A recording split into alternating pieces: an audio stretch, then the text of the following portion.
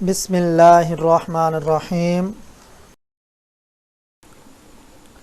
صنعت تضاد۔ صنعت تضاد کسے کہتے ہیں؟ کلام میں ایک دوسرے کے مخالف اور متضاد معنی والے الفاظ اکٹھے کرنے کو صنعت تضاد کہا جاتا ہے۔ اس صنعت کو طباق، مطابقت اور تکافؤ بھی کہا جاتا ہے، یعنی دو متضاد چیزیں، مخالف چیزیں، اپوزٹ چیزوں کو اکٹھے ایک جملے میں یا ایک شعر میں یا ایک مصرعے میں اکٹھے کر دینے کو صنعت تضاد کہا جاتا ہے۔ اس کا مثال دیکھیں، جیسے صبح شام، دن رات، اچھا برا، یہ دو جو ہے یہ متضاد چیزیں ہمارے سامنے موجود ہیں۔ شعری مثال دیکھیں، حق جو پھیلے تو کونوں مکاں پر محیط، حق جو پھیلے تو کونوں مکاں پر محیط، اور سمٹے تو کرب و بلا دیکھنا۔ اب اس کے اندر دیکھیں، شعر کے اندر پھیلے اور سمٹے دو متضاد الفاظ کو ایک شعر کے اندر جمع کر دیا ہے، اسے صنعت تضاد کہا جاتا ہے۔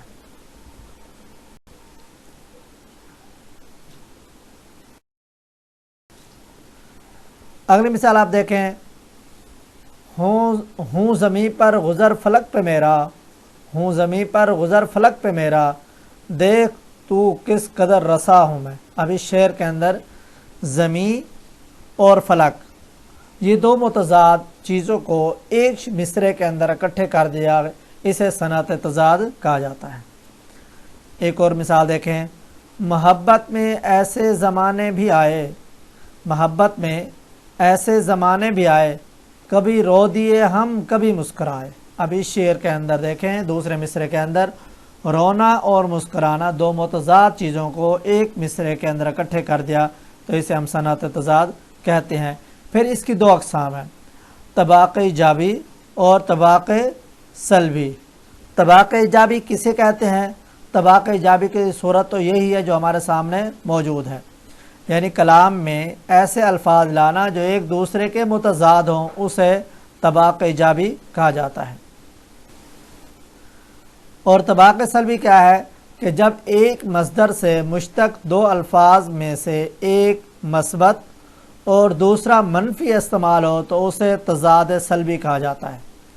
اس کا مثال دے کے آپ کو بات سمجھ آئے گی کہ ایک چیز ہے، ہم وہ دونوں ایک چیز، لیکن نہ اور نہیں کے ساتھ جو ہے ہم اس کو جو ہے وہ متضاد بنا دیتے ہیں، اسے طباق سلبی کہا جاتا ہے۔ جیسے دیکھا نہیں دیکھا، رہیں نہ رہیں، تو یہ دو متضاد چیزیں اکٹھی کر دے تو اسے ہم طباق سلبی کہتے ہیں۔ اس کا آپ ایک مثال دیکھیں، کل رہے نہ رہے موسم یہ بہار کا، کل رہے نہ رہے موسم یہ بہار کا، کل رکے نہ رکے ڈولا بہار کا۔ تب اس کے اندر دیکھیں، رہے نہ رہے دو متضاد چیزیں، رکے نہ رکے، تو یہ دو متضاد چیزوں کو اکٹھے کر دیا، تو اس صنعت کو صنعت طباق سلبی کہا جاتا ہے۔